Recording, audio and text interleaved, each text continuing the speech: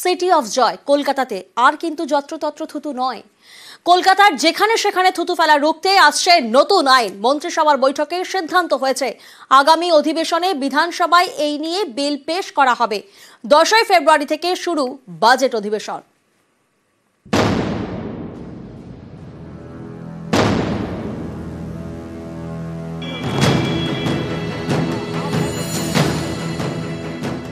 যেখানে সেখানে থুতু, পান বা পান মশলার পিক।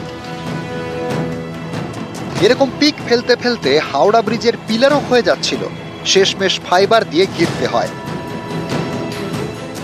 শুধু কি থুতু বা পিক ফেলা, অনেকে আবার রাস্তার ধারেই পেচ্ছাপ করতে দাঁড়িয়ে পড়েন।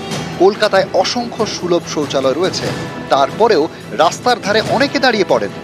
এতে যেমন পরিবেশ দূষণ, তেমনই দৃশ্য দূষণ।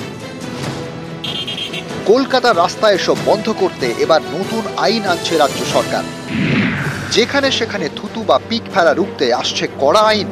এই আইনে থাকবে মোটা অঙ্কের জরিমানা এবং শাস্তির সংস্থান। মঙ্গলবার রাজ্য মন্ত্রিসভার বৈঠকে এই সিদ্ধান্ত নেওয়া হয়েছে।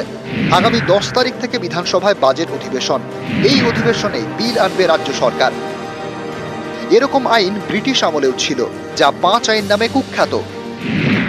ব্রিটিশ আমলে ভারতীয় দণ্ডবিধির 5 নম্বর আইন বলে একে বলা হতো 5 আইন। রাস্তাঘাটে যে কোনো ধরনের নুইসেন্স রুখতে এই আইন চালু করা হয়।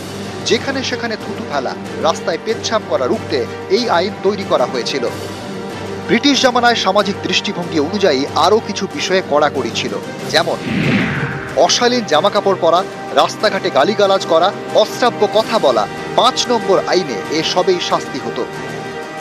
আইন ছিল ভালো, কিন্তু সেটা হয়ে ওঠে কুখ্যাত, কারণ ব্রিটিশ আমলে এই আইনে যথেষ্ট অপব্যবহার হতো। 5 আইনকে সামনে রেখে যাকে তাকে জেলে পোরা হতো, শাস্তি দেওয়া হতো। এই কুখ্যাতির জন্যই স্বাধীন ভারতে নুইসেন্স অ্যাক্ট থাকা সত্ত্বেও তা সেভাবে কার্যকর করা হয় না।